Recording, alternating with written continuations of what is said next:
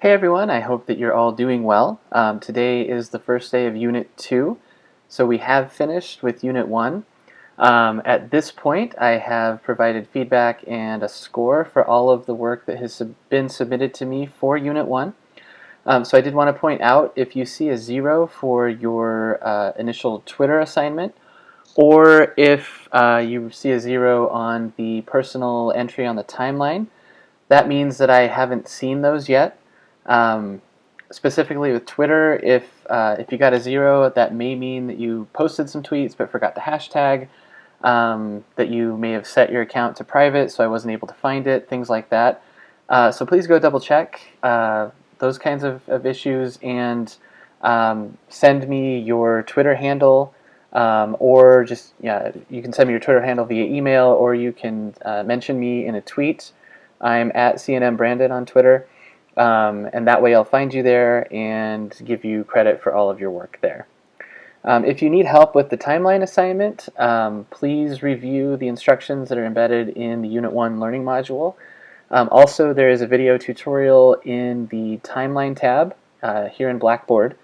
So please review those things to make sure that you understand exactly how to add an entry to our timeline on Tiki-Taki and that sort of thing. I did want to mention that especially during the intersession, Tiki-Taki can get a little finicky, just because there are more moments than usual when many of us are trying to use it at the same time. So if something happens and it's like getting close to the deadline and you keep getting logged out and you're not able to add your entry to the timeline, just make sure you've submitted everything to Blackboard, which you need to do anyway. Let me know that you weren't able to post that entry to the timeline. Just send me an email, and then do it the next day when traffic isn't so heavy, or that sort of thing. So I'll know not to, I'll know what's going on if you let me know. If you have questions about that, please don't hesitate to ask. And as I've mentioned in a couple of places in the course, I do accept late work for no penalty. So please realize that that is the case. I think that if we're able to get everything done within 2 weeks, whether we miss a few deadlines or not, that's a win. And the point here is to learn about New Mexico history and kind of engage more deeply with it and get a better appreciation for it. So if you've done those things, then I think we're good. I'm not as worried if you miss some deadlines. But please do let me know if you're having trouble, if you need help, if there's anything I can do, because I'm here and I'm happy to help out. One other thing is I'm going to post a couple of threads to the For Fun forum on the discussion board. You can completely ignore that if you want to, or if you kind of need a break because you're working a lot and things are getting a little monotonous, you can go over there and see what I've written and maybe respond to it, maybe not, whatever you want to do. You can also try to get conversations going on Twitter with our course hashtag.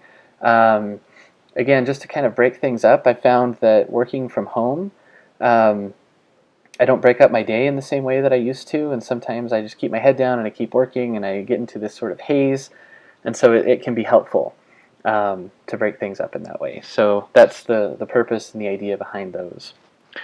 The last couple of minutes of this video, I did want to just say a couple of things about the What is History discussion and the work that we did on Twitter for Unit 1.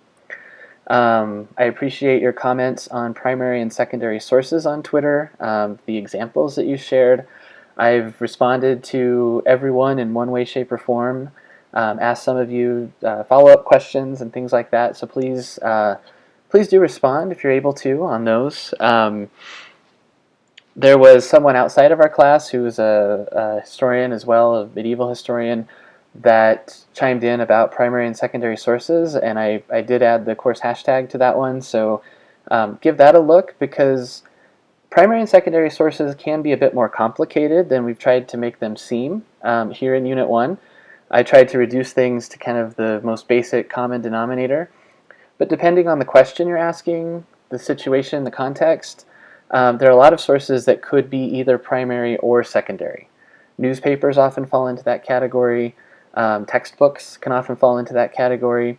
For example, if your research question is how did textbooks in the 1960s cover Christopher Columbus and the European discovery of the Americas, then the primary source for that would be textbooks from the 1960s, whereas textbooks tend to usually be secondary sources because they've been written by historians or other scholars, and they've drawn on primary sources to create an interpretation of the past.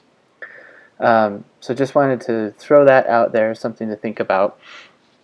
Also, many of you mentioned the importance of evidence on that question about what is always included in the best historical accounts, and I wholeheartedly agree with you.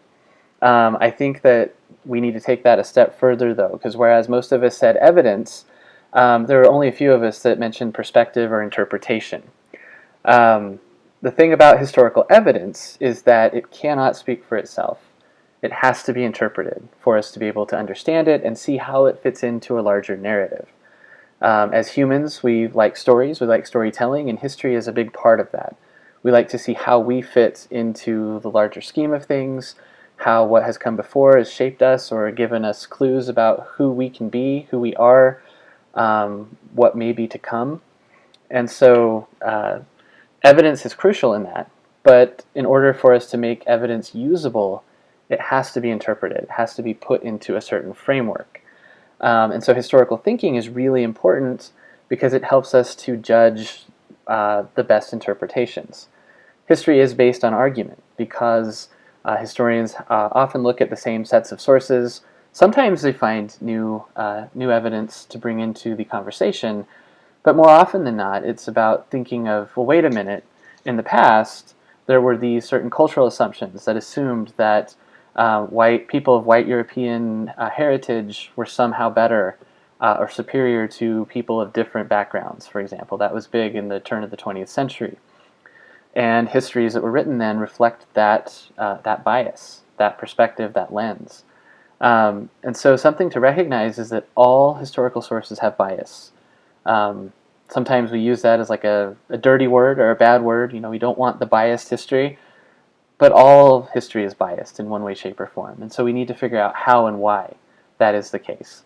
I think that the best histories written by academic historians are the ones where the historian places his or herself in the context of the work they're doing. And I tried to do that in the New Mexico history textbook by kind of explaining how I came to the topic and what's in it for me, essentially. Because then that will help you understand why I have highlighted what I've highlighted and why I've interpreted things the way that I have. There are other ways to look at the vibrant and multifaceted histories of New Mexico. Some of the problems with the historical record, so we often use that term as historians, the historical record, to talk about the body of primary sources that we have access to. It's always incomplete. There are always gaps in the historical record for a variety of reasons, and so we're trying to put together a very complex human past, or story about the human past, with limited sources, and we have to think about what is the historian doing to fill in the gaps, the things that weren't included in the sources, to interpret how certain events jumped from here to there, for example. When you read our textbook, when you read some of the other assigned readings that are secondary sources, try to pick out where there is evidence and where there is interpretation. Because even the histories that seem like they're just stating the facts, there's always some sort of interpretation. And so that's something to really work on honing and fine-tuning your historical thinking skills. That's a good exercise to try out, and I'd recommend it. I will stop talking at this point. Thank you for listening to this video, my reflections on our conversation, other things to say that we could say, and hopefully we'll continue to get to those issues and ideas in our discussions in Twitter or elsewhere in class. Again, please let me know if you have questions. I hope that you're enjoying our class so far, and I'll talk to you soon.